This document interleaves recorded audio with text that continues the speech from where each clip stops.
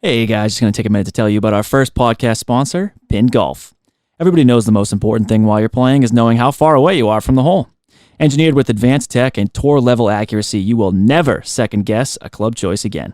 The new Ace rangefinder has the same performance as all of the premium brands you'll find online or retail, but for a price that won't put a dent in the wallet. Go to www.pinnedgolf.com and use the promo code SCRAMBLE at checkout for $25 off your order. That's $25 you can use towards our jacket picks. So go to Pinned Golf and get yourself an Ace rangefinder today and use promo code SCRAMBLE. That's www.pinnedgolf.com, promo code SCRAMBLE. Pinned Golf, always dialed in. Ladies and gentlemen, welcome back to the Scramble podcast. This is our episode wrapping up the RBC and looking ahead for the Zurich Classic at TPC Lausanne. This is Andy talking. We got Cam, Tim, producer Jay. Fellas, tell me how we're doing. Great. Ready. Excited. Sure. Yeah. Yeah. Oh man, right off the bat, you can just the hurt in his voice is just awesome. And his face. I'm okay. It's just raw emotion. Look what the game can do to you. Yeah. It's the betting, it's the actual me playing golf. We'll be okay. Maybe. That's what I like to hear. Producer Jay? Yeah, honestly, good weekend of golf. Producer Jay got out on the course with us. I did get out on the course. Mm-hmm. It was I can't say anything good about my game, but I can say the day itself was definitely a positive day overall. Definitely a lot of fun. I'm hoping to get a little better so that I can maybe hopefully one day be a member of the Scramble weekend golf. Yeah, it's like anything else, I think, Jay. Once you get the club in your hand more and you get a feel for it, you'll get that down. Look, the wedge didn't want to hit the ball on the second hole, and it wasn't going to, no matter what. You know what? I think, though, it's just like any other sport, and here's the thing, is like I can't just show up on game day and expect to perform if I'm not practicing and putting in the work, right? So That's right. That's right. Obviously, for any investors, business partners out there, don't worry, I'm not playing golf during the day, but if I had more time, I would be practicing, getting the muscle memory down, stuff like that, because I think that's really important. Maybe in golf, I don't know what you guys think, but I think maybe in golf more so than almost any other sport, the muscle memory and For sure. A billion%. Yeah, and potential investors and business people that are going to come along for Hedge Better because we know that's going to happen. Look, the Scramble podcast will go out and golf with you. Maybe I think because we'll sell it pretty good. I'll send my representatives. That's us. I can't golf. Yeah, that'll be the three of us. We're happy to have you guys back for another great action-packed episode. Do not forget to follow us on Instagram at the Scramble Pod and on Twitter at the Scramble_pod. We're throwing out only a couple more weeks, fellas, of giving everybody our full cards. And I mean, we're gonna get into it, but I hope everybody at home was tailing some of us. Because we're hot. Mostly Andy, but... No. This is a team. We win and lose as a team. You're right. We are the Scramble. That's right. Before I move on to, I was remiss last week. I did not give a shout out to my University of Massachusetts Minutemen, Division I ice hockey men's champions. It had just happened when we recorded, and I'm sorry, but shout out to you guys. The UMass roller hockey team paved the way. And now look, you guys are now national champions, just like we were in 2016 that people forget about. So humble brag. Yeah. Fellas, I'm excited to get into the RBC with you guys. And it seems as if golf might be an old man's game. Stu Cink captures the W at Harbour Town. The third time he's won this event. He won it in 2000, which was so long ago, and 2004, which was so long ago. And he led wire to wire.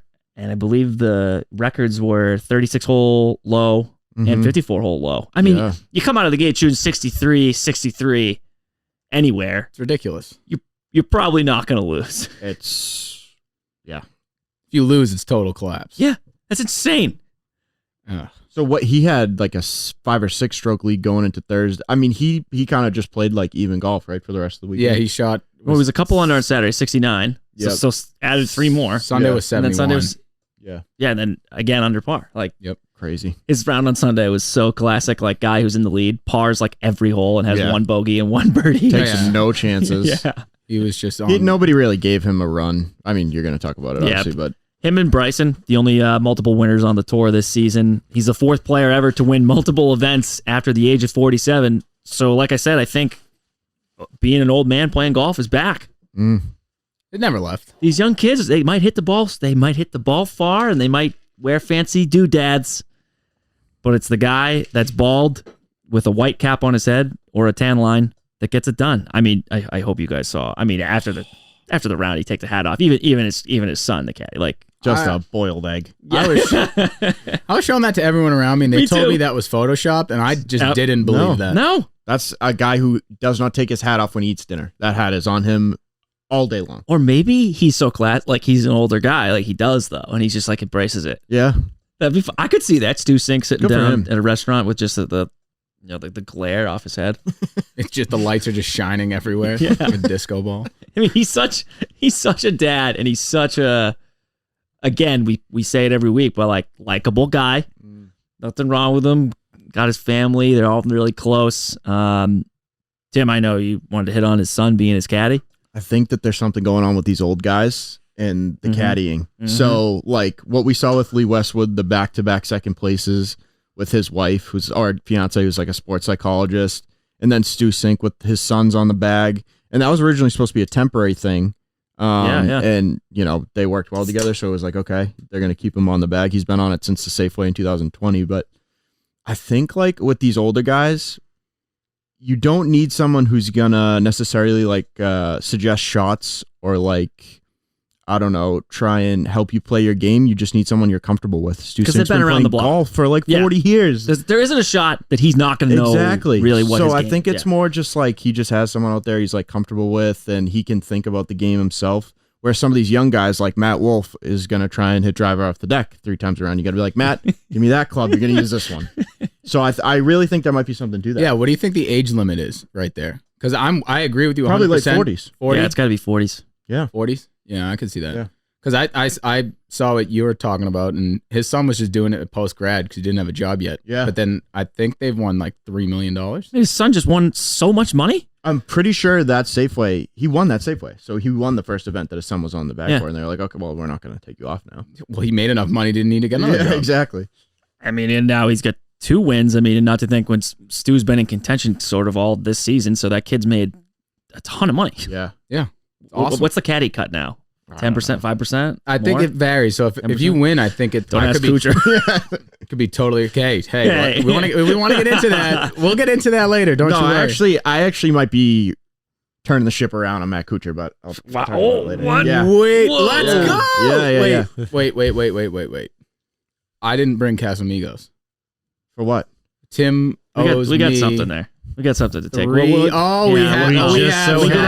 we get into it, once we get into our betting results. It just so happens that 1 nip is equal to 1.5 shots. Perfect. So 2 nips Perfect. would be 3 shots. That's going to be... That's not a math major. This is a nightmare. But yeah, Stu moves to 44 in the world, and he has not been in the top 50 since 2010, which was also, for those of you keeping score at home, a long time ago. He's 3rd in FedEx points, which is pretty damn good for my guy Stewie, and he's 24th in the U.S. Ryder Cup. If he keeps playing well, do we get another old guy on Team USA getting the average age up there? Yeah, and even the 3rd in the FedEx, if they go to that championship, and he starts just -8. He starts -8. Look, he knows how to play with a old lead. man golf. Yeah. Wow. I think we're onto something, fellas. I think we might need to ride the Stu train. That would be wild. Stu. Kyle Porter from Clip that. CBS Sports has a great quote on an article he came out with today. He says, Stuart Sink's late career resurgence highlights the beauty and unpredictability of golf. And I think there's something kind of beautiful about that. It's the greatest sport, man. Right now, I would say on my radars, I wouldn't say that. I'd say it's like the most outrageously frustrating thing that is in my life currently that I can't get away from.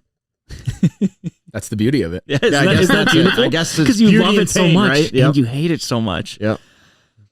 I mean, Kyle makes a good point here. He says, in one other sport, could the #1 player in the world have a really good week and a 47-year-old who has been a non-factor for the last 10 years play twice as well? And that doesn't exist on any other sport on the planet. Nope. Look, the golf ball doesn't know how old you are or whether you're bald or whether or not your son's on the caddy or what's going on in your life. It just goes where you hit it. Harry Varner, HV3, our guy, on Saturday after the round, he said, quote, "He's old and he's kicking everyone's ass." Yep.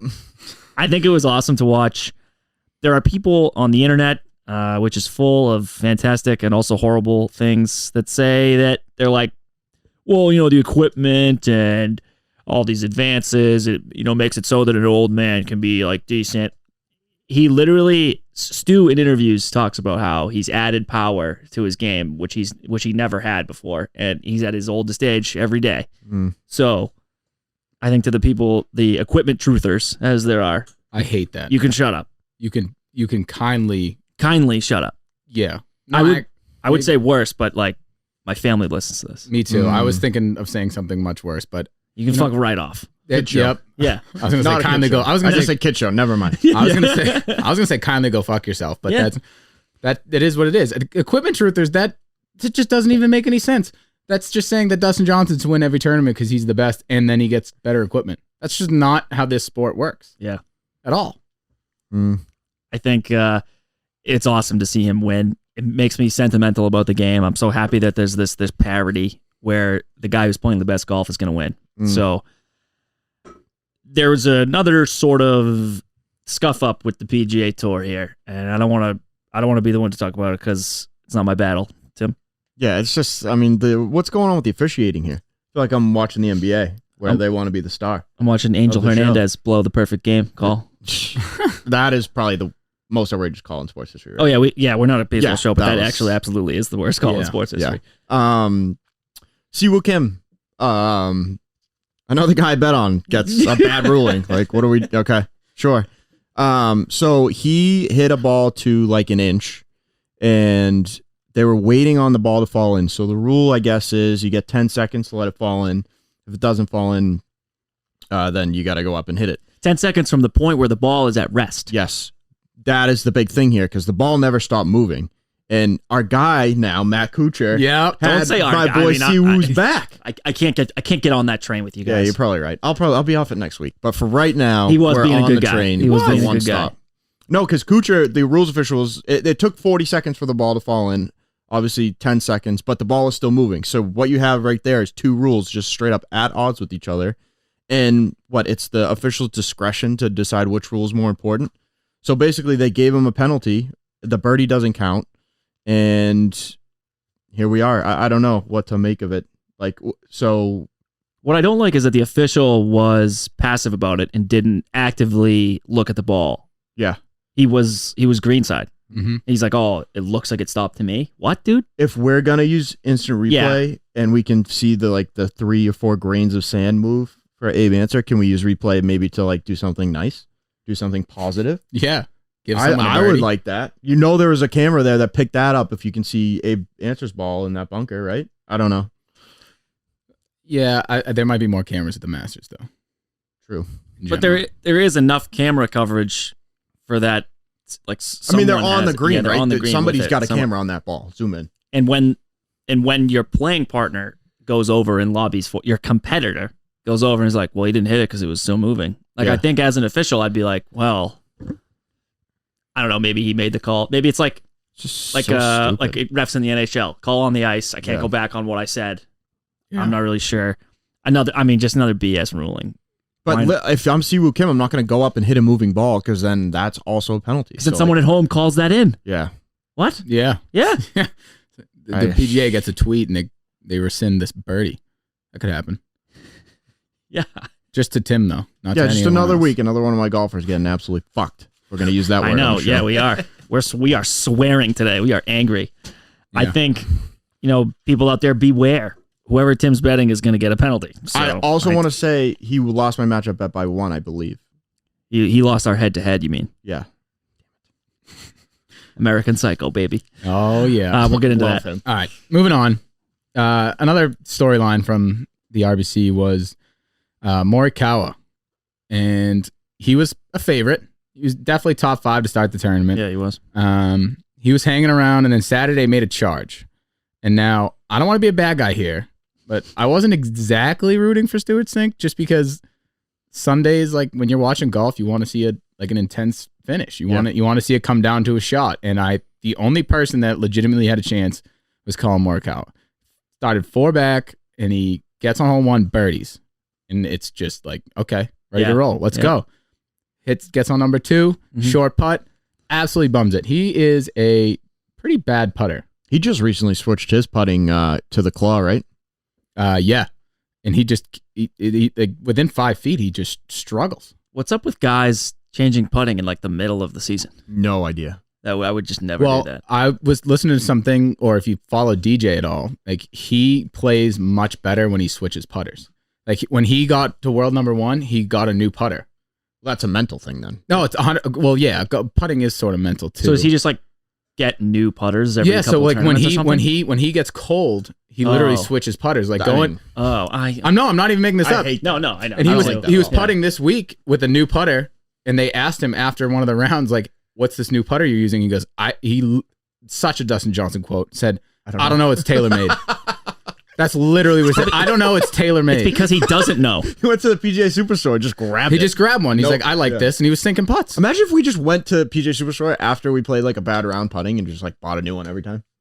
If it works, it works. I don't know, but for him, it's mental. For Morikawa, I think maybe that he didn't miss because of the putter, but missing those short putts messes you up for the day, because then no matter how, then that like, man, I got to put this within 3 feet or else I'm not going to hit the putt. So that just haunted him all day long. He chunked 3 chips like 2 feet in front of him, which I've never seen him do. Yeah, that was interesting from him. And then he just to icing on the cake, he put in the water on 14.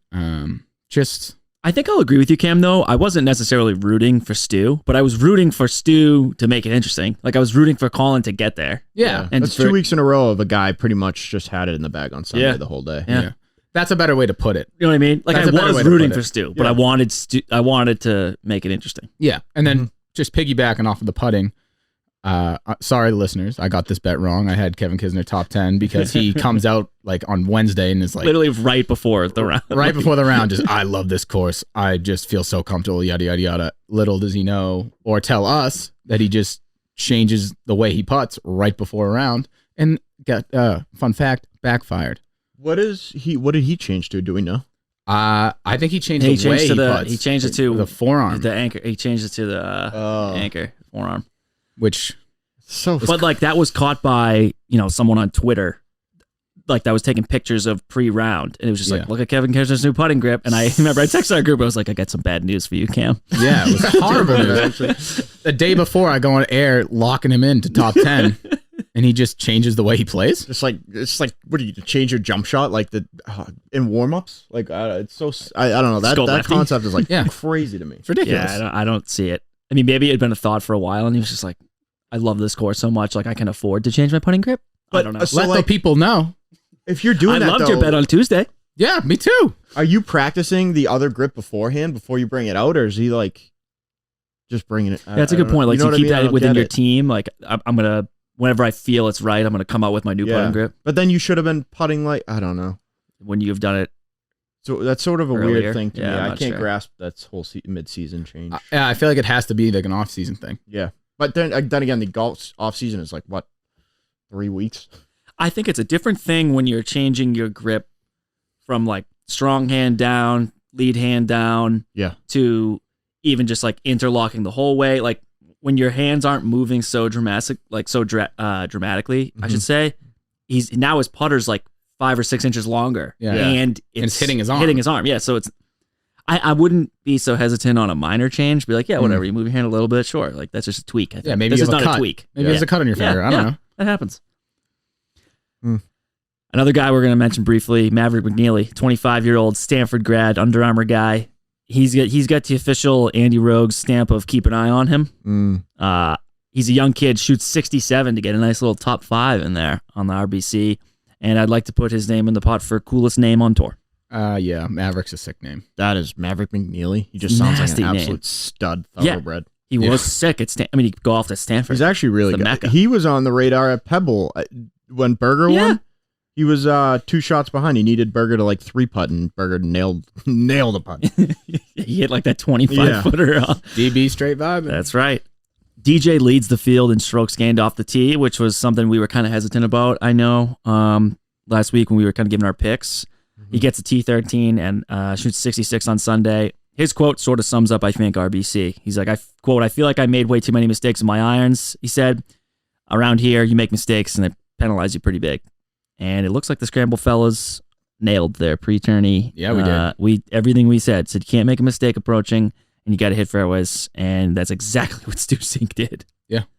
And Stu, like, and even for the older guys, like they got a lot of flack for not having distance. So their stroke gained off the tee is kind of misleading sometimes, because just because you don't gain strokes because you don't hit it real far doesn't mean you miss the fairway. You know what I mean? Yeah. Mm-hmm. Agreed. So, yeah, because that can be first cut, second cut, still your lie is good and your approach can be good. Yeah. Whereas versus straight up like fairways and reg is, I think, sometimes a better telling stat for guys. 100%. And that'll sort of do it for our RBC wrap up, you guys. I love that course. So scenic, so nice. I want to play it one day really bad. It's like an attainable one to play. Yeah, too. I think it is. Yeah, we could go. I shot an 87 on the simulator at that course over the winter. So we're gonna shoot like low. So it's 70s, really like I don't know, 100 and something, probably 108. I don't know. No, we're poised to make a good run.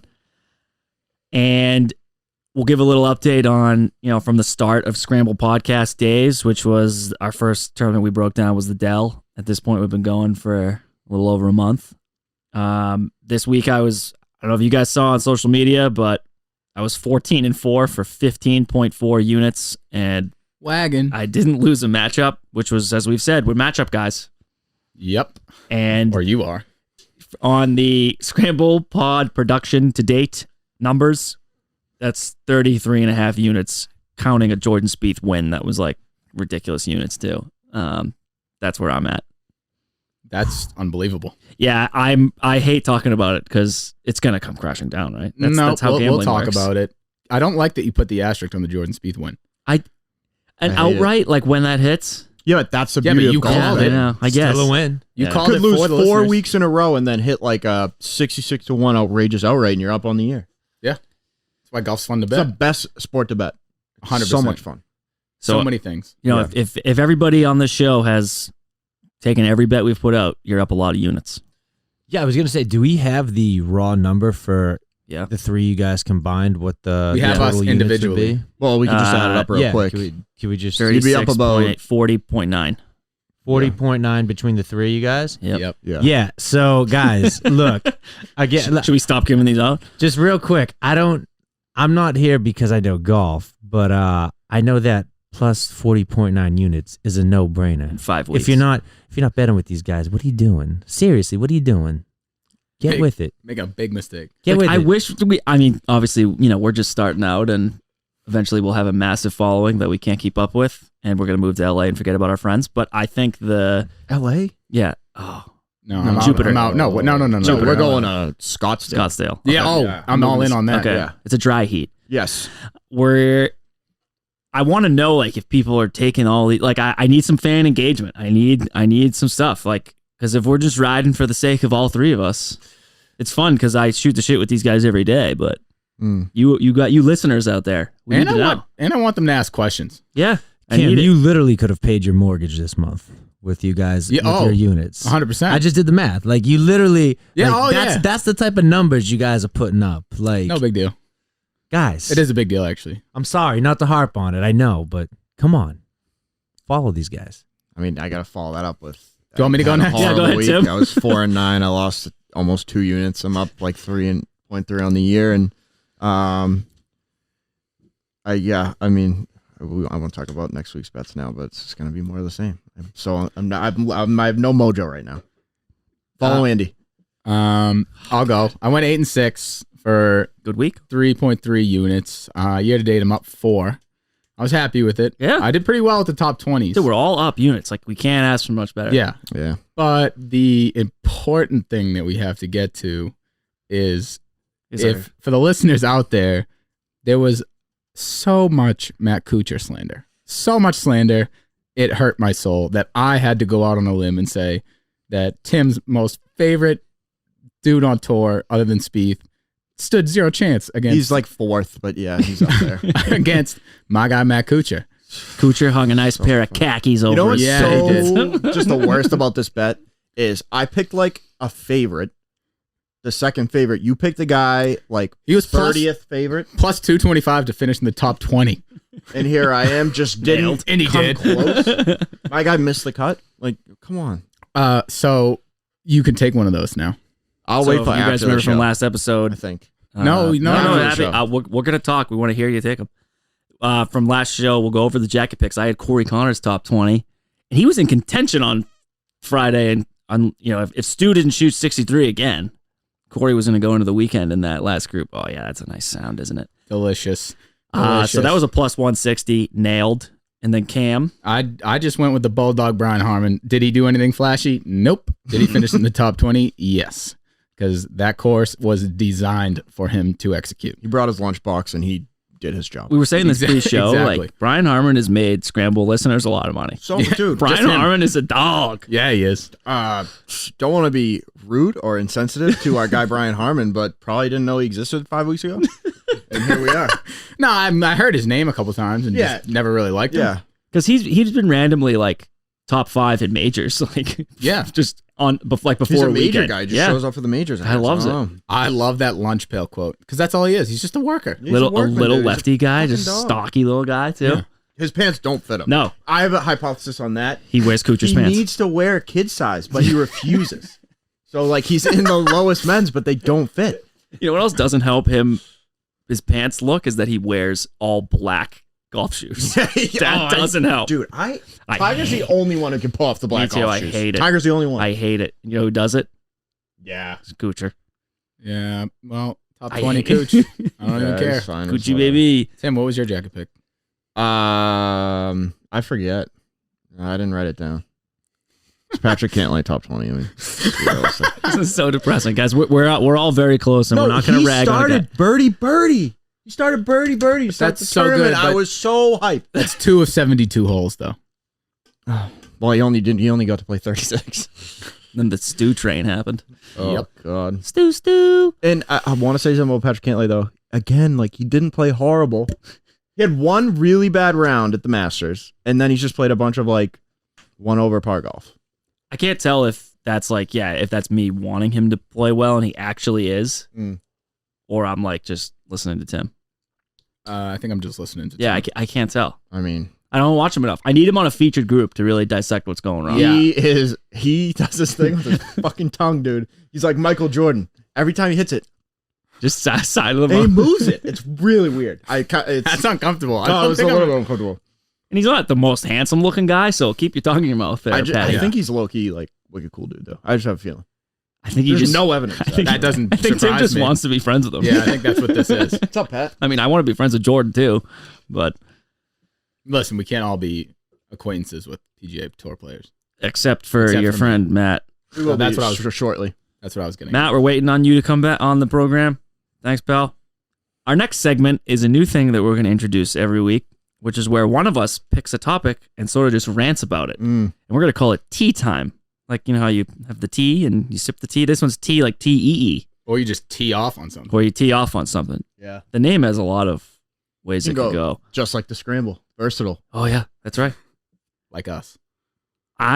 My tea time segment this week is that I think TV coverage stinks for golf. Why can't the regular coverage start earlier in the day on the weekends instead of 3 o'clock when the lead groups have already been off for 40 minutes?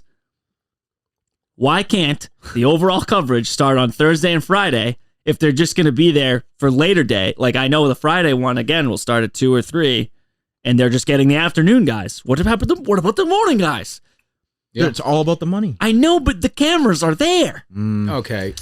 We're talking to you, Golf Channel. Yeah, this is I don't- at Golf Channel. What are you doing all day in the morning? No, because it's all TV rights and stuff. All right, so here's the thing about golf with any other sport. Dude, it's like 40 hours of TV coverage for one event. So give it a Golf Channel. Yeah, Yeah, but Yeah. they don't make enough, like, it's not as profitable for NBC or whatever to show golf all day instead of, like, their regular programs. That's fine. So give it a Golf Channel in the Yeah, morning. like the Golf Channel is just streaming a bunch of guys sitting around a table. I don't care about them. I don't. The only day I care about it is Masters on the range at the Masters. Love it. Yeah. Live from the Masters. Love it. All the other majors where they sit around and talk about the course and talk about what's going on. Love it. Why can't one channel that everyone gets in basic cable, the golf channel, if you have NBC, it could just show it. Like on Thursday and Friday, you're just choosing to show the afternoons that have already gone off. Like you're only catching like the last 12 holes. Yep. It infuriates me. I was trying to watch the RBC. I wanted to see more people than just Stu. And Stu wasn't even on the freaking TV on Thursday and Friday, and he was playing the best golf. Yeah. See, that's, I think, the bigger issue is they don't adapt to the guys that are playing well. I don't want to see Phil Mickelson 5 over like we do every week that he plays. I love Phil Mickelson, but if he's not, just go do someone else. I don't care to watch him. I remember one tournament, and maybe it was the Waste Management, where they pivoted to Jordan's group when Jordan played well. Yeah. Why does that not happen every week? Only because it was Jordan. No, anyone that's playing well, they should go to. Oh, 100%. Yeah. I also think another thing is you don't have to follow the whole group. No. If one guy is playing well and the other two aren't, just follow that guy and go to 2 other good guys. And it makes our job harder, like especially for this tournament coming up. There's so many people that like you never even know what they look like. Yeah. They don't show them at all. Yeah. And you can't get any, like eye test with them because they'll just never show them. No. Like a guy like Maverick McNeely, I would have loved to have watched him play all week. Yep. Because he played sick. And even Stu on 63-63. Again, that I understand that doesn't happen every week. But cut to him when he's all of a sudden birdieing 4 holes in a row on Friday after he just shot a 63. I want to see how he finishes Friday now. Yeah. Yeah. It was infuriating to me.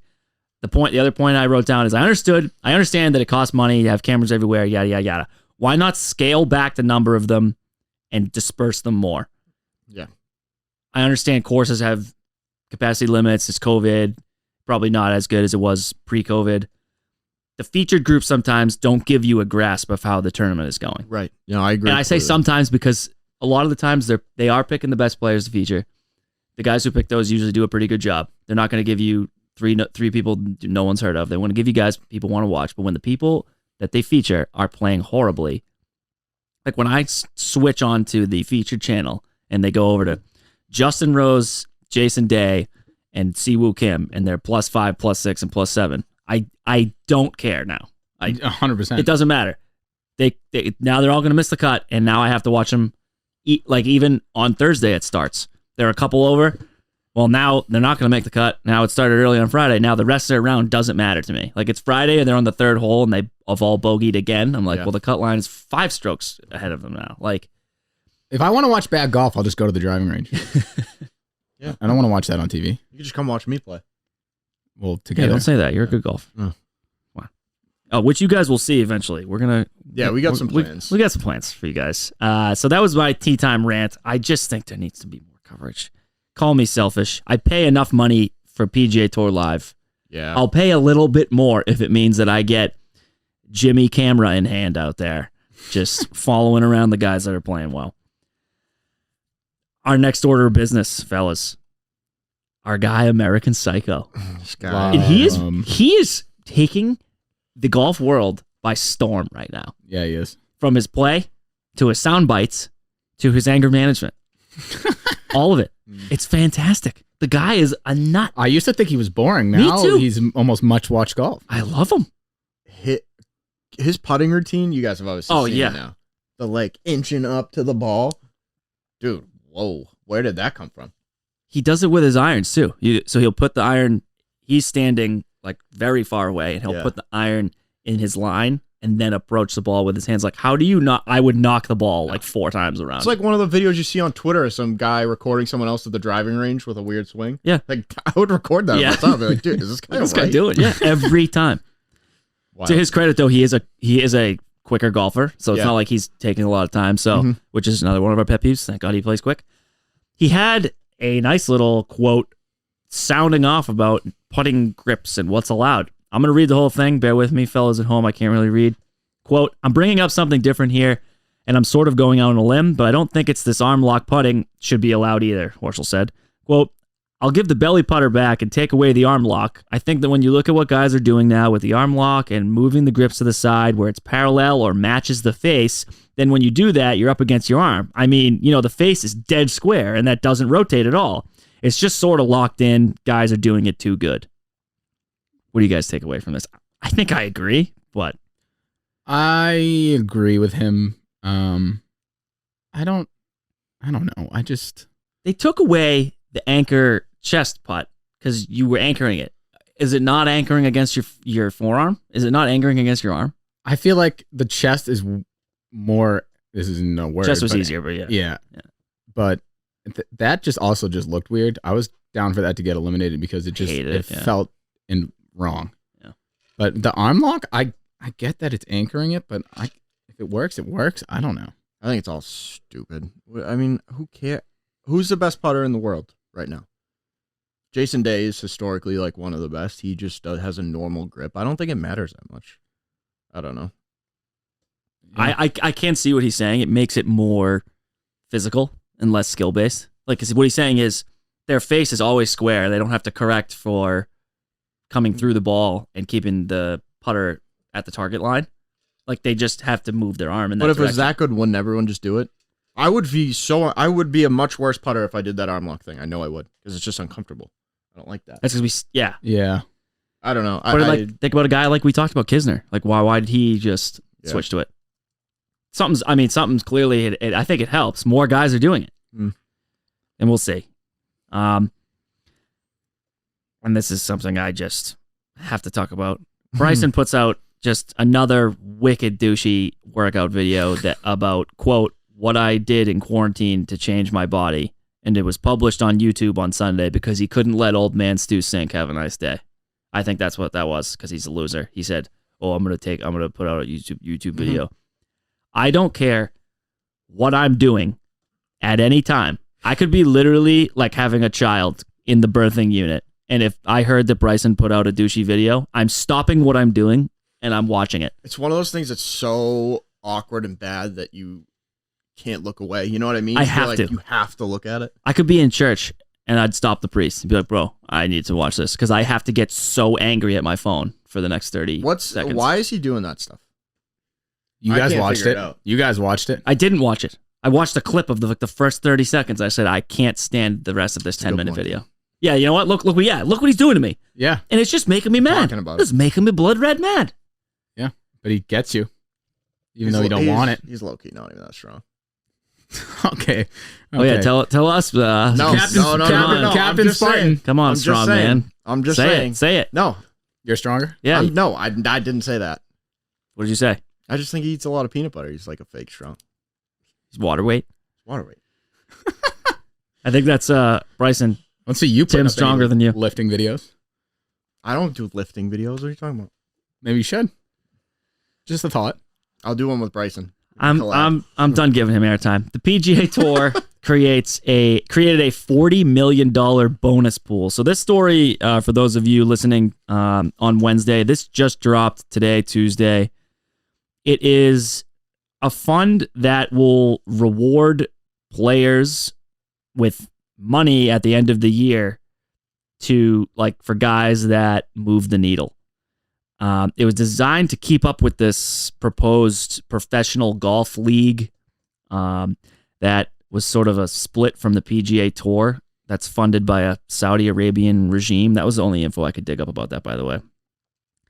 That's trying to get the biggest names in golf over to their PGL Tour with the promise of tons of money. And I got to credit the USA Today Golf Week article by Eamon Lynch was fantastic, talking about what what this fund does, but also like why the need for it. So this PGL has been in the works for years. They're not any closer to signing any of these guys. Like, no one's on board. But like, eventually a guy that's mid-tier, not winning, all of a sudden they're like, you could come over here and be the best player. Yeah. I think you would lose out on the middle, like the B-list stars first. Mm-hmm.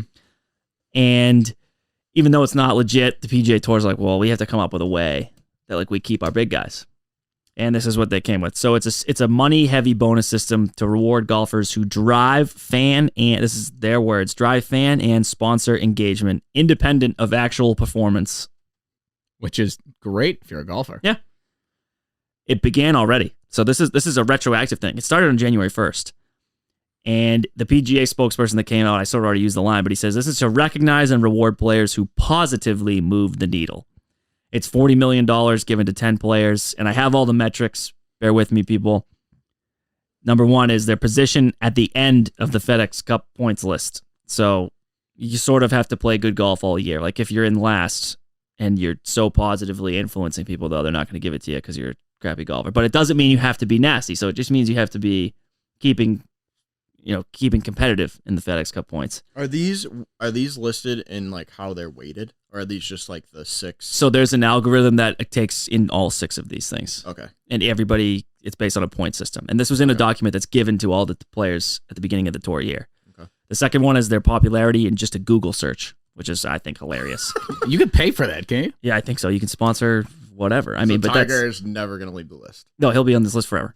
That's pretty sick for him. So will Phil. No, that's like. So will Phil. I mean, that's one of the issues with it. I'm very anti this, but yeah, keep going. Their Nielsen brand exposure rating, which places a value on the exposure a player delivers to sponsors, like through minutes that they're featured on broadcasts, things on TV, like the TV Nielsen rating. Their Q rating, which I'd never heard of, but it measures the familiarity and appeal of a player's brand. Their MVP index, which is the value of the engagement a player drives across their social and digital channels. And their meltwater mentions. So it's a frequency at which a player generates coverage over media platforms. So it's like the meltwater thing is like how many people are tweeting about you. That's pretty cool. Like, yeah, how many people are talking about you when you're not talking about you? So the FedEx thing is The the only only legitimate golf. But it's not the end all be all. So True. they wanted to make it known that it's independent of play. Yeah, I'm the also curious if we just start a hate train on one player and we can just get some sort of crazy just chain going of just shitting on one guy. Does that count positively because we're talking about him? Yeah, we're like you talking guys and about Bryson in his workout videos. Are we giving him props? Yeah, are we paying him strengthening more right now? His meltwater right now? We are. So it was. So it's the 48 best players they want to play, right? In these. Yeah, that's what they events. want. So it's basically like kind of what's going on with European soccer. I don't follow soccer at all, so this is just off what I've read. But these leagues are trying to find a way to get the best players always play against the best players. Which I like in concept. Yeah, that's cool, but like I think part of the appeal of golf is like you're going to go out there and win a PGA Tour event, you're going to beat 150, 160 other guys. I agree. Not like the top 48. I think it's silly. Like you have sponsorships, you have all sorts of ways that these guys make money outside of golf. And like, so you listed here the top 10 players at the moment. Ricky's on it. Like, dude. How?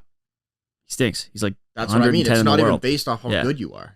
So these people are, and Ricky makes money not based on how good he is, because he's such a good brand ambassador. I was going to for say, these. Yeah. you know he's Puma. You don't even need to watch golf. Yeah, and he has like a new thing with Kygo, and he's got his drink, the long drink. Sick. Love Kygo. Yeah. One of the only quotes that Eamon Lynch could come up with where the players didn't want to be named, and I'm sure a good reason for that. One of them said, it's just a money grab for the top players, and it will be extremely hard to crack if you're not already in it. And he says only the guys in the 9 or 10 spot will ever change. I believe that. And that's for a reason. I mean, like, you know how good Max Homa is for golf, and he's not going to crack that list. I don't know. His tweet, he's pretty strong on I Twitter. know. Awesome on Twitter. But he's what's not his- going to eclipse these guys. But what's his, like, True. his brand isn't so cemented. Like, Jordan Spieth, like, is Under Armour golf. Like, Yeah. that's never going to change. Tiger Woods, Rory, Brooks, that's Nike golf. DJ. Yeah. Like, TaylorMade, yep. what I'm not getting is, like, Justin Rose and Adam Scott. Like, that could change. Rosie's huge overseas though. People love him. And Adam he's got Scott. a lot of. He's kind of like a Ricky in a sense. He's got a lot of like straight. Like he's got Mastercard. Like Yeah. he's like the in face of Mastercard. I'm more upset about Adam Scott than I am Ricky Fowler. You don't like Adam Scott? Didn't he get his own brand of clubs like back in the day? Like No, that was Justin Rose. I think Adam Scott did too. He went to Honma. Oh no, I'm talking like there was like Adam Scott's. Oh. Is there? It was Really? Adam Scott golf clubs? I could be totally wrong. Actually, I don't remember this. I'm pretty sure that there was, and he was like supposed to be the next thing after Tiger. Hey. And he's okay. He's a major winner. And yeah, there's a lot of those. But he shouldn't be top 10 on that list. I mean, he must, Well, that's elsewhere in the therein world, lies the I'm problem. sure. Who came up with this list of things? This is so stupid to me. I cannot believe that they're going through with this. I don't think the PGL was a threat to them at all. Most of the guys, like Rory, was like, I'm not doing this.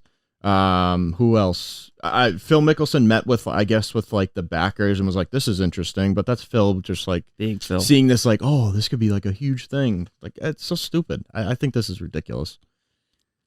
The PGL's not going to, I think if anything, like I said, it's going to take the guys that are on the cusp of being great because they're going to get the payday. Yeah. But and maybe something like this is going to make those guys leave. I'm not getting my 10 million. Yeah. I'm not getting my 8 million, whatever it is from the, I'm going to, I don't know. I think it's a bad idea, but it is something we had to talk about because it is going to be, in golf. I mean, it came out today. So this is going to be a thing that people are talking about for a little while. And like Tim said, it's other sports are having this problem. Yeah. The Premier League right now as well. So, all right. That'll sort of wrap up our news in golf. We got a big week ahead of us. Let's get into what the people want. Oh, yeah, right? baby. What the people are here for. The Zurich Classic. Yup. Because as much as they want to hear us talk about all that stuff, they want to win some money. Coolest event in golf, too. A better way to do it. I could not agree more. Should we just, before we even jump into this, I would like to talk about that. Because we went over this, I don't know if it was the first or second episode, where it was the match play. Yeah. And for some reason, people hate match play. Which the golfers hate match play. Yeah, which I can see, but like this is fun. And they love this. This is like fun. I like and a lot of like experts and Twitter accounts that you follow that are like golf bettors, like they're just not betting this week. Like a lot of them are just taking this as a bye week, which I mean I understand there's a lot more volatility with this tournament. Well, they forgot their lunchbox. They're no hard workers like us. No, but I think it's Brian Harmon. Yeah. I think it's awesome. That's just, I mean, I think that this more than any other week, it's kind of like stats obviously matter, but there's so many variables. So get into the actual how does this event work? But I think once people start crying for this should be a major, like they do about match play, the guys be like, no. Yeah. All right. No. So the Zurich Classic has, as we just touched on, is a different format. So there's going to be two styles of play: foursomes and four ball. Foursomes, player A will hit a tee shot, and then player B will hit the approach. Player C, or A will putt. That's just the way that it works. Yep, that will be, that is going to be Friday and Sunday. I love that they have that on Sunday. That makes it way more exciting. Yep. The other style is four ball, which is just best ball. And it's teams of two. Teams of two. Yeah. Teams of two. Four balls are being played. Best score between you and your partner is what's taken. So if player A gets a par, player B gets a birdie, they're taking the birdie. I love that. I love that they switch days. I like that, like I said, that Sunday is foursomes. I do like that the four ball, that guys, because you think like four players in a round, right? Because we never get that. Four guys in a group. Yeah. That it would be slower, but guys concede when they're out. They're like, I mean, it's on you. Yep. It's like you do at your local muni. Yeah. Just a little tidbit too. The best way to remember this is that foursomes, you hit some of the shots. So I found that because I always found it real confusing. Foursome, you hit some of the shots. Four ball, there's four balls being played. I thought That's that was awesome. that's great. The most intellectual thing I've heard all day. Yeah, there you go. That's me. I'm a doctor. Shows you what I consume. All right, but to get into it, the course is at TPC Louisiana. Getting sort of sick and tired of saying this, but it's designed by Pete Dye. This guy he designs apparently every course. So we got is this guy dead, by the way? I have no idea. Yes. Sure. Is he? Yep. Yeah, I was looking. Okay. I was looking. So up no more OP Pete Dyes. earlier. No more Pete Dyes. No new. There's no new ones. Okay, but we've had R.I.P. Valero, we've had Sawgrass and Heritage. They're all him. So there's not really much need to break down what the course is. I actually tried to find a lot out about this course, and there's really not. It's mostly people just saying that it's another Pete Dye design. Got to hit it on. Got to hit the fairway. Got to get on a regulation. I did find that the greens aren't terribly like undulated. Yeah, they're not as difficult. No, which is why this tournament has finished with the winners being minus 26, the last one, and then minus 21, and then minus 27, I believe. Yeah. But yeah, All right. So it's par 72, 7,425 yards. It's a little bit longer than normal Pete Dye course, but it still doesn't really change much. Like just to go on that, it's not really a bomber's course. You don't have to hit it really that far. Precision on the approaches is where you're going to make your money. Go back to our guy, the American Psycho. He's the only guy to win this in team play and solo. So team play started 3 years ago. Couple There's years been ago, three, and this has been a tournament forever, right? yeah. There's been Since 3 the years 30s. where it's a team event. Okay. And you know, Billy said, I've always been a huge fan of Pete Dye golf courses. I know a lot of guys criticize them and so aren't every big golf fans. course ever. Yeah. But it seems like wherever there's a Pete Dye golf course, I've always seemed to play well, and this golf course is so great. Appreciate it, Bill. Yeah, Thanks. I love your take. It's good. And even Patrick Reed, course is a great course. I really enjoyed it. The layout is awesome. It's one of those that fits my eye really well. And that makes sense because going back on what you said earlier, he's the number one putter on tour right now. Patrick Reed? Yeah, he's the number one putter on tour currently. What? I wouldn't have guessed that, actually. Yeah. But Good for him. one thing that could be exciting is they just finished a multi-million-dollar renovation in 2019, but that tournament was canceled because of COVID. So maybe they made the course a little bit more challenging. I think the renovation was mostly for drainage, but they did shape some of the bunkers a little bit differently, make it a little bit harder, but I don't really see that being too big of a factor. Yeah, so in 2019, and we already touched on it, like Rahm and Palmer, they won -26. Then there's Billy, the American Psycho. Mm-hmm. Him and Scott Piercy, -22. He dropped Scott Piercy's ass. So Real bad. He's Scott like, Piercy's now playing with Akshay Bhatia. yeah, he's literally not Akshay, but Scott Piercy's one of the like trending on like Rick Run Good. He's the coldest golfer right now. So Billy was like, I'm not playing with you. Screw that. Psycho, baby. Billy, you gotta have a little loyalty, brother. Nah, I love it. Wild card. I'm with you because like Rahm and Palmer, they're Well, it's easy staying for them to together. stay together. They won literally last year. Yeah. And then Cam Smith and Jonas Blixt. He dropped Jonas Blixt. Jonas but Blex, TBT to that guy, huh? He dropped him. Yeah, He dropped him. is he still on the tour? And I don't believe so. Right? And some of us, or me and Andy, had pretty similar stats to look for if you guys are going to do this on your own. Strokes gained in the approach to Pete Dye course. That's the bread and butter for this. You're going to look for guys that can get on. Strokes gained putting, I found to be really important based off what a lot of people said, especially in this group play. If you can hit your 10 to 15 footers regularly, you're gonna because this tournament's about birdieing. Look at the finishers are -26 and -27. So that's what I was going to get into. That's what I wanted to cut in with was, for me, putting was important here, not because it's hard, because you have to go so low. So guys that aren't good stroke putters are the guys that aren't winning. Like when a course has an average green where people are average putters, or courses where it's really hard. So really hard and really easy are where you need good putters. Yeah.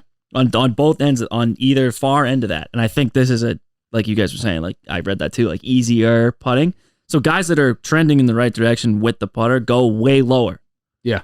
That's the only reason I chucked it. I know Tim took a different route. I actually want to go last on the betting because I think that I approach this differently than you guys. That's good. Not That's in good. terms of the key stats, but how I interpreted those into. Okay. what That's I picked. fair. And the only other things that I really looked at were birdie percentage and approach shots from the 200 plus range and also 175 to 200. Because this is a longer Pete Dye course, a lot of the shots play into that around 200-ish range. Like every par 3 is over 200 yards on this course.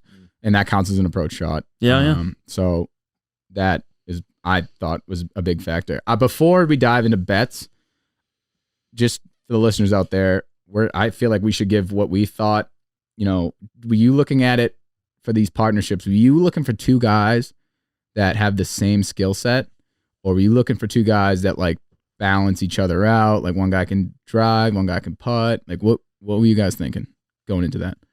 So this is where I think I'm different from you guys based on the conversation we're having. I don't think the complimentary thing plays as much of a factor as other pundits. I'm not a pundit. I can't believe I just said that. But like people online are saying like they want complimentary guys. Like I'm the total opposite. So like let's take Rahm and Palmer for example. Both of them are really good tee to green and struggle at putting it around the green. Yeah. They were 26 under last year. So I mean Palmer is basically just a worse version of John Rahm. So like statistical, right? So they're both in the top 25 in birdie average, top 35 in eagles per hole. Palmer is 6th in birdie average. Tee to green, Rahm 3rd, Palmer 40th. Off the tee, Rahm 3rd, Palmer 31st. Neither of them are anywhere near the top in around the green or putting, right? So that actually goes against the key stats, but I think that goes to show you like the complimentary stuff. I don't think that matters as much. So for instance, like let's take the four ball, right? Why does it matter if player A compliments player B if they're playing their own ball? It's true. It only really matters. I mean, let's take for an example like a bomber and a really good around the green putter.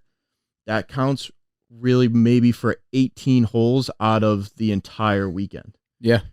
No, I understand. I didn't know how to break it down. I thought that was like I think people are overhyping the like let's find players who complement each other well. I think you just want two players who can get hot and go low. I agree with that. And just a little stat that I heard about Ryan Palmer, because he's not on my bet card, but I do like Jon Rahm and Ryan Palmer this week. Ryan Palmer in his first tournament at Zurich was with Spieth, and they came in 4th, and he was only gaining like 0.06 strokes on the field, which is basically even. Yeah, not really doing anything.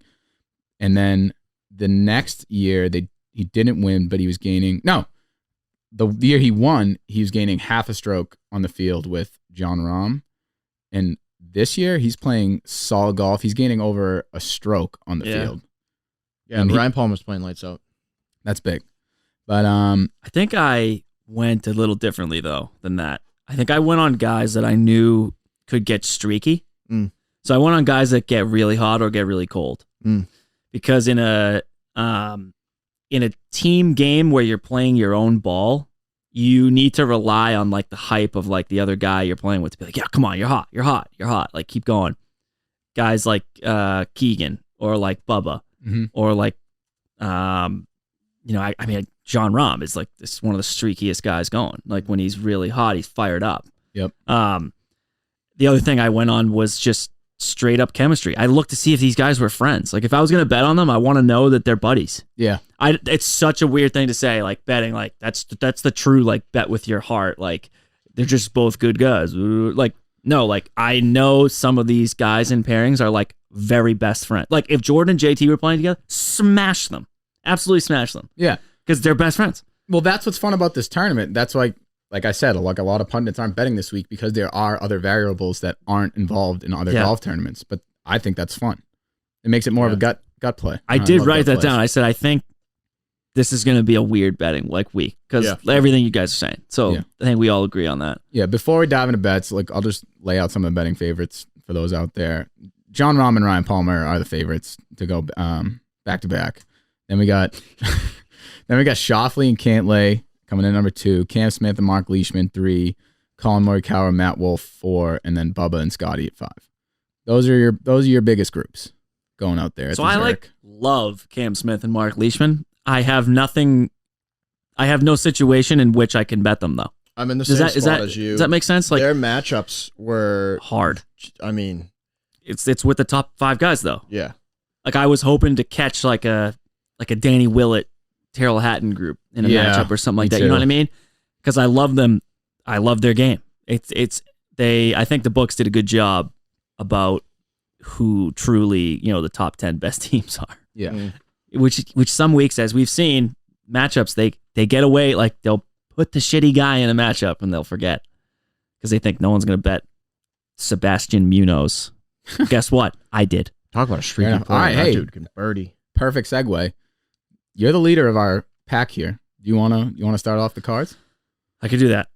Like I just said, I'll just mention that quickly too. So there are groups in here that I love. I love Jon Rahm and I love Ryan Palmer and I love Cam Smith and Leishman, but I didn't have a situation in which that I would take them. You know what I mean? Yep. So I'll start with I'm doing some outrights. I got 3 of them for all half a unit, like I did last week. Bubba and Scotty Scheffler for plus 1,400. They are both streaky guys. They get hot, and they are both pretty good off the tee here. So I think fairways for me was a stat that I liked. I got American Psycho, Billy Horschel, and Sam Burns. Sam Burns has 3 top 10s in the last, I think, 5 times he's played was the stat there. And Billy's hot right now. Billy's very hot. Billy's playing good golf. Half a unit, plus 2,200. And the other outright I'm taking is at plus 3,000 is Max Homa and Taylor Gooch. Love that. They're like I just said, like they're legit friends. They're like best friends. And I think they're going to have so much fun on Friday. Like Friday, cut line day, like you're playing alternate shot basically, like with your buddy. You gotta play well. And if they're out there having fun being friends, that's big for me. Placement bets. I got 1, 2, 3, 4 of them. 5 of them. Sorry. Dougie Gim and Sue, top 20. I also have that. Plus 140. Hell yeah. I love Dougie this week. Consensus bet.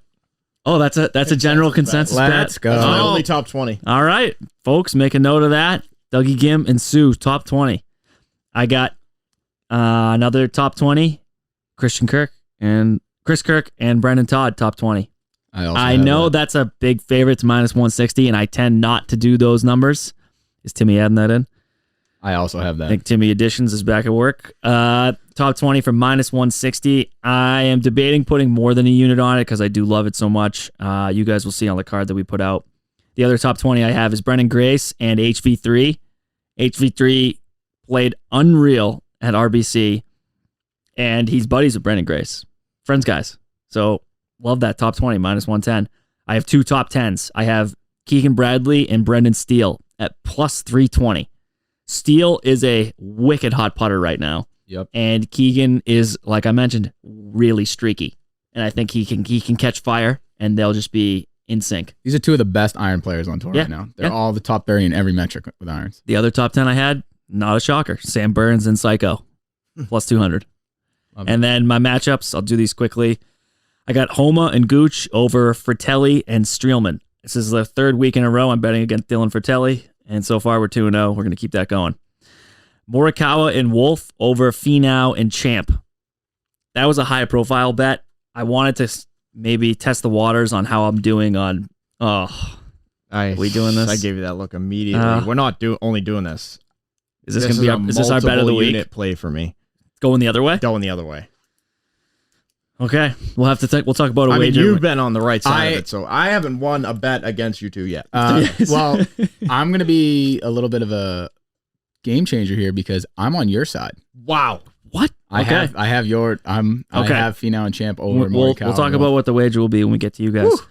I have the South Africans, Louis and Charles over Rosie and Stenson. Rosie and Stenson are horrible. Also on that this week. Okay, thank you. Ice cold. I don't have that on my card, but they're ice cold. Yeah, so I think that was a no-brainer. Minus 120 for a unit. Cameron Tringale and Castro. Don't know who the Castro guy is, but the 2 of them over Peters and Lewis. Nope.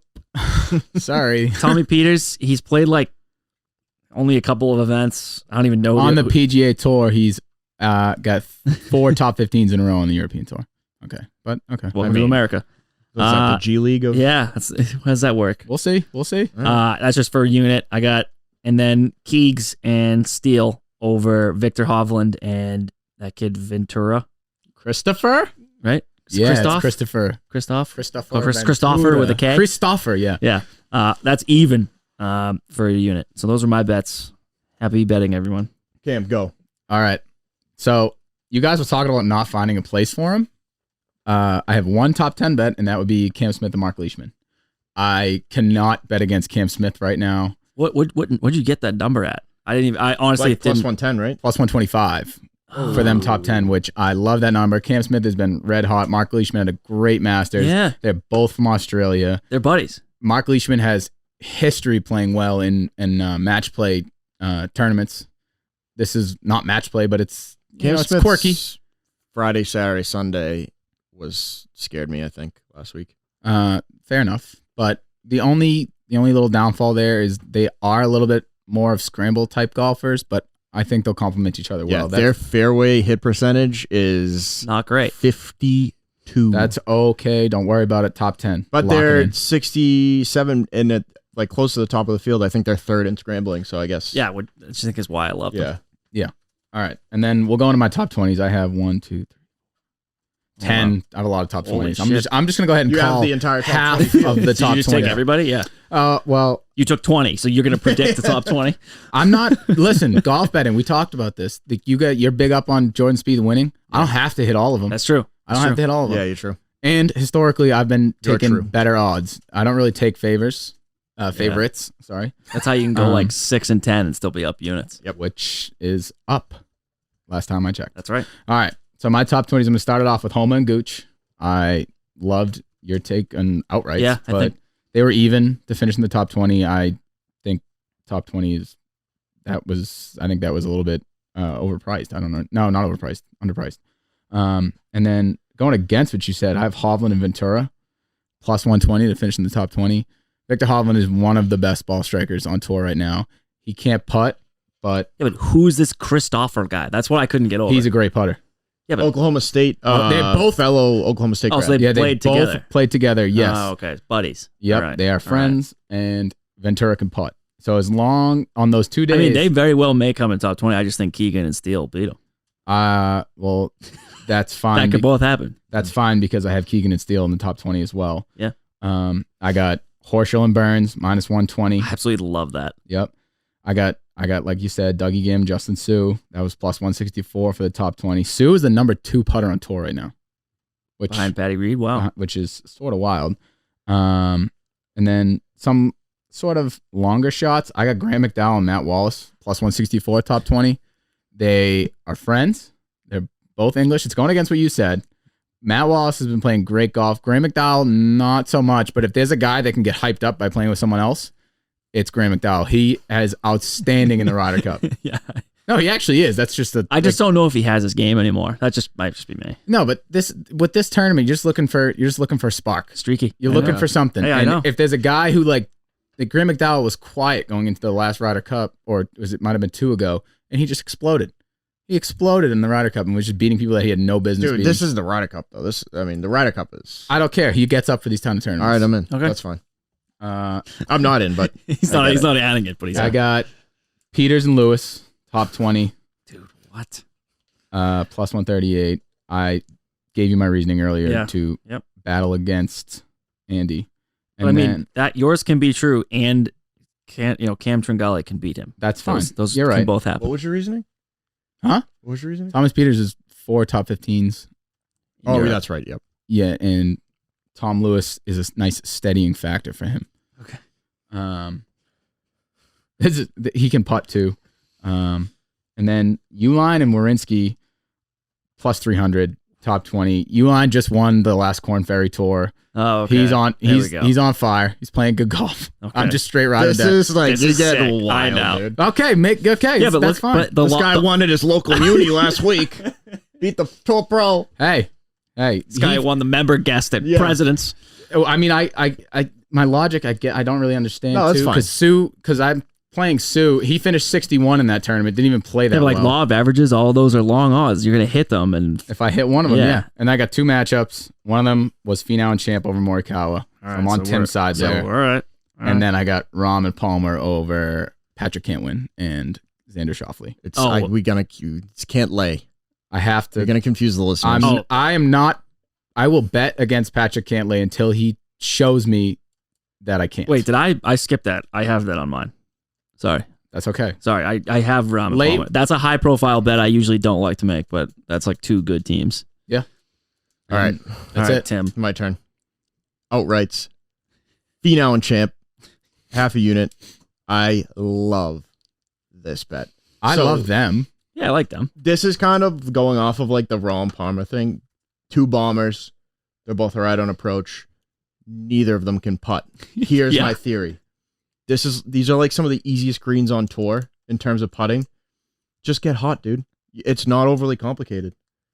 And if one of these guys, one of them can get hot with a putter, I think it's a really good week for them. I can see it happening. I mean, they're tour professionals. Like they know how to putt. Dude, Tony isn't gonna win. He can't do I it. disagree. He can't do it. This is his best year on approach I on tour. This is his best year.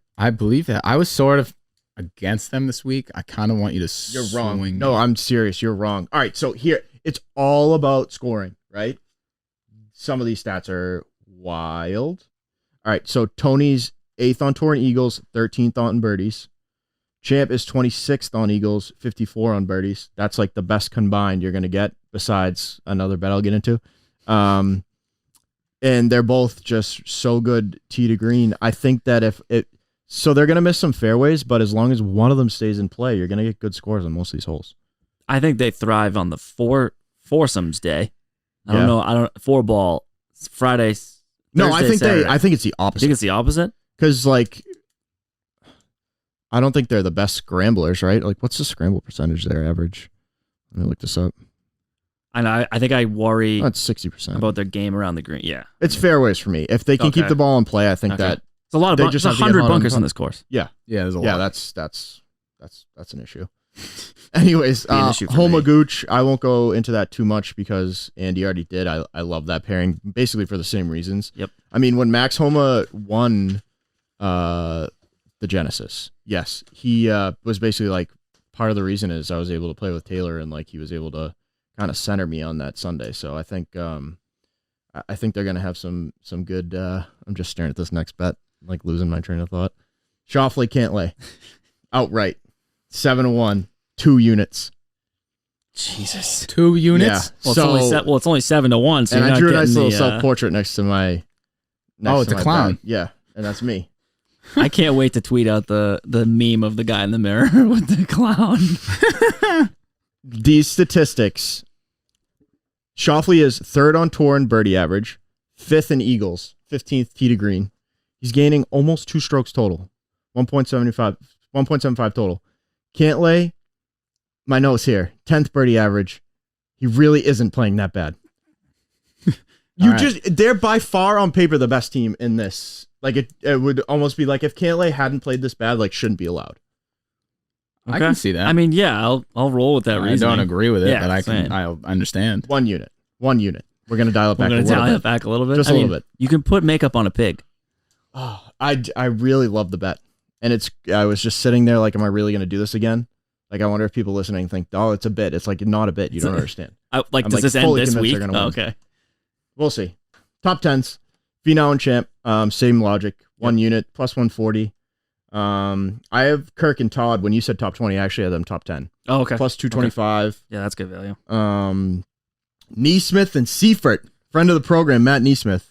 He's 2nd on tour in greens in regulation right now. Yes. I forgot to add that in my bets, but that is one of my bets. Top 20 plus 150. Yeah. I love that. This is 5.5 to 1 for top 10. So it's pretty great value there. Can I add more stats to that? Because I totally forgot to. One of your stats earlier about Cantlay, Seifert averages over 1.5 strokes gained over the last 24 rounds on Pete Dye courses. The only person better than him is Cantlay. Yeah.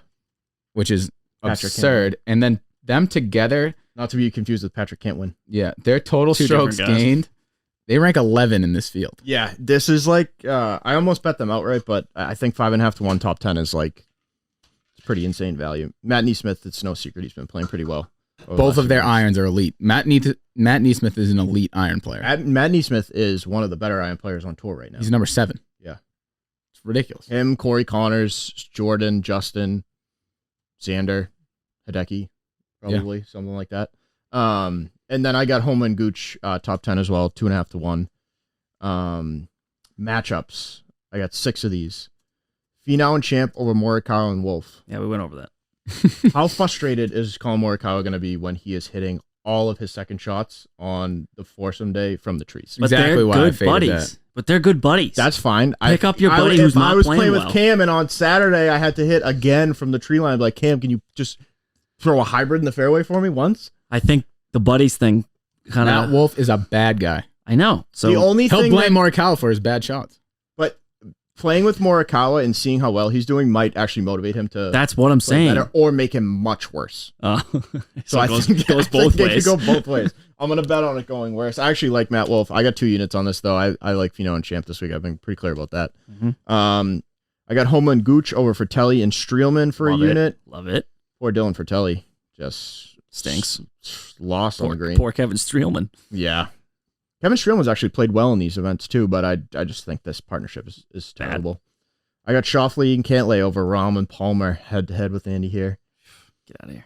And Cam. And Cam. Yep. It's hard to win an event like this 2 times in a row. There's so many more variables than just winning as a solo. That's my only logic here. I agree. Michael Thompson and Will Gordon over Alex Noren and Henrik Norlander. I like that. You actually? I like Will Gordon, yeah. Will Gordon is a great driver of the golf ball. Michael Thompson's great around the green. This is kind of counterintuitive to my complimentary game situation, but Alex Noren and Norlander has been pretty bad. So I'm basically betting against Norlander. I got Louis and Schwartzel over Rose and Stenson, like you said. Henrik Stenson went from being one of the best ball strikers on tour to in the 200s. One of the worst. They're in the 200s. Bad. Yeah. That pairing is not making the cut. Rosie had that fluke round. I actually like Justin Rose, but that Thursday at the Masters, it's not gonna happen again. Sorry. No. And then I got Finau and Champ over Rahm and Palmer plus 125. Rahm and Palmer are actually big favorites. They are huge. 175. I mean minus 175. That's the longest odds on. I love Finau and Champ. Again, I don't think Rahm and Palmer can do this again. I think Finau and Champ finish somewhere around the top 5. That's I like the value there. And that's going to do it for me. Well, thanks, Tim. Yeah. Want to get into the jackets? Yep. Sure. Start me off. Start me off? Yeah. All right, fine. I wanted to put you on the spot to see what you said. Yeah, fine. I'll do it. I accidentally gave mine earlier, so scratch that from the record. But Thomas Peters and Tommy Lewis, That's top the one 20, he's going with. plus 138. I gave you my reasoning earlier. One thing, Narrative Street here. These are our lock picks, right? Yeah, these are the jackets. Yeah. These are the locks. I'm going on a limb here. Yeah. Also, why is that only plus 130? Because Like Peters is actually a really good golfer. I know, but I already said all that. The Narrative Street here, what people forget about this tournament is you get 2 years exemption if you win this, which is huge. And these are two dudes who need their PGA card. I get that. That's big incentive to play well. okay. I love it. Thomas Okay. Peters is like an just- all-time hothead. Oh, yeah, yeah. which, He breaks clubs every other round. I like fire. All right, I'm in. I like the fire, dude. got passion. All right. Okay. My jacket pick is Max Homa and Taylor Gooch, top 20 for even. Love it. I think you can't. That's just gonna hit. Yeah, I don't know. I don't know what else to say. That's on mine too. Like, I think we all somehow have them like playing well, and I wrote them down as the first bet I wrote on my sheet. I was like, oh, that's just gonna hit. Mm-hmm. Champ Finau, top 20, minus 150. I'm all over him. I got him every way. That's Yeah, my you do. most confident one.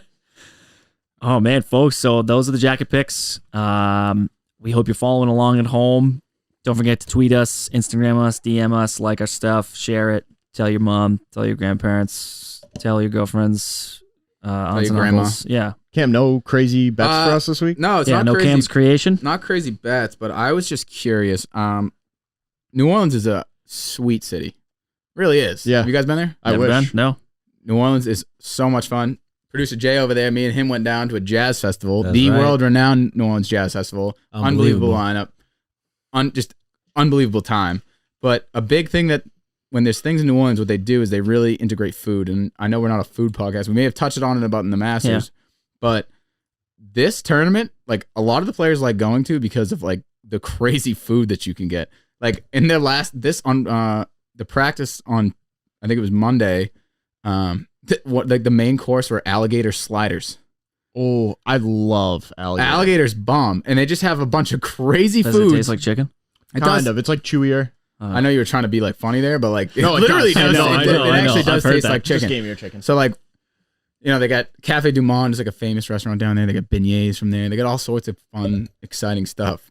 Should we add this to the list of tournaments that the Scramble's gonna I go would to? love I to would go love to to, this. especially I was- because of the format. I'd love it. Yeah, That'd be sick. I was just curious Maybe we get a sponsor's exemption. Ooh. for each of you, because like if you're like a foreigner and you're coming over here and they're like, here's your alligator. Oh, this food's slide. wild. Yeah, Your alligator they don't slide. touch it. What's the wildest animal that you guys think you would eat? I'd eat anything. A snake, My head went to snake too. I Like, don't know I don't think why. that's that wild. like the inside of a snake, like the eggs. I don't know, dude. I'm a The big inside of a snake, the eggs. dude. I don't know. I'm a big like texture guy, so that would just creep me out. I can't do it. Like some foods, like that. I get that. Yeah, I don't know. I just thought it was cool. I'm like looking at what they're eating, and it's like alligator sliders. Like I don't think For lunch. that guys coming over from Europe like take like Peters and the other guy. I don't even know who he's playing Lewis. with. Yeah, sure, Lewis. Thanks for coming. The two of them, like, they're not eating all that crazy food. I don't know. I just think it's fun. They could be like, "Did you see what they were serving?" You know what I won't eat is escargot. Refuse. That's this guy. No, I'm in on that. No. It's just a snail like burning on your plate and Yeah. salt. All set, dude. Delicious. Have you really had it? No, Oh, it's a fucking bug. gross. It's a bug. I'm I not eat- eating bugs, Dude, crickets are like Stop fried That's crickets. Like gross. people eat that. That's gross. All right, so for the listeners out there, I'd probably eat it. Tim didn't want to talk about his like weightlifting because he does use cricket protein. He's a freak. He's a freak. Excuse me. Have you guys? No, I'm just making that up. Have you guys seen that? Like that's a legitimate thing. Like Yeah. it's a substitute for like cricket protein's real rich in protein. That's Yeah. disgusting. I mean, I know like Bear Grylls used to eat them, be like, "These are rich in protein and vitamins." yeah, big in vitamins. Yeah, But I've never had a vitamin, but Yeah. That's wild. I think the food part of it is those foreign guys aren't eating that. no, but guys like Brendan Todd, like just Scotty Scheffler. Scotty Scheffler, bigger dudes. They're More. they're Yeah, loving this. It's more. all fried. So I was kind of almost factoring Gumbo that into my jambalaya. picks. I'm like, are they gonna be full? Scotty's drinking Budweiser right now. Pat Perez. You guys follow Pat Perez on Instagram? He's at a nightclub just like live streaming last night, like a live band. Guys, Because New Orleans is Just sick. shit face. This has to be one of the players' favorite stops. Yeah. I would Actually, imagine. I was actually looking at Pat Perez and Jason Kokrak on my card. Like these crack man. guys are gonna be out all week drinking beer. They might come out and shoot 40 under. the crack man is They a could. maniac I too. literally, yeah. He's a nut. Yes. I think they had such long odds on everything. I didn't even look. I was like, I can't with good faith put money on them. No. I will throw out one thing. Batia Piercy. You said he was the coldest golfer Literally in the world right coldest. now. I almost bet them in outright, like very small amount of units. I could see them being first round leader. Those are the funnest bets. They're never on my card, but I always have one, and I put it in the morning of, just straight on gut. Just who looks good. Yeah. I can't. I don't do those. Like Matt know. Fitzpatrick, like I saw that picture of him and his dad at Harbortown, and I said, first round leader, Matt Fitzpatrick. Wasn't even close. Stu. But yeah, I don't have any creations this week, but I kind of did want to touch on the food situation. Yeah, no, you're right. Interesting food. Yeah, just make me drink alcohol and then TPC Lausanne down by the bayou. Oh yeah. Gumbo jambalaya. Yeah. Sam Burns. Did one of you have Sam Burns on Yeah, his? me. Yeah, I was gonna say LSU guy. Going home. Love him and Psycho. he's a streaky guy when you Him and say Psycho that. could win. Yeah. That's why I got some money on him. Okay. Fellas, people at home, that'll do it for our Zurich Classic. We got some big plans for you guys coming up. We're going to be having some video content, some things, some new sponsors possibly. I'm not going to ruin everything, but there's some big things in the works for the Scramble podcast. We're happy to have you along for this journey. Don't forget to go follow us on Instagram at the Scramble Pod and on Twitter at the Scramble_pod. Cam, Tim, producer Jay, do we have anything else you want to say before we wrap this thing up? Let's make some money. Patrick Cantlay is here to stay. That rhymes. I don't think just he's came up with it. Is he here yet? Like I think he I hasn't might quite bet on him arrived. until he wins. I mean, again, plus almost 41 units in just a month. I mean, I'll just say that. Yeah, The ride with data the fellas. speaks for itself. 80% true. as Andy. Shh. We're happy to have you guys along here listening. Hope you guys enjoy a great week of a little bit of a different style golf at the Zurich. That'll do it for our episode here. Have a great weekend, you guys. Thank you. Bye. You. Bye. You. Bye. You. Bye. You. Bye. You. Bye.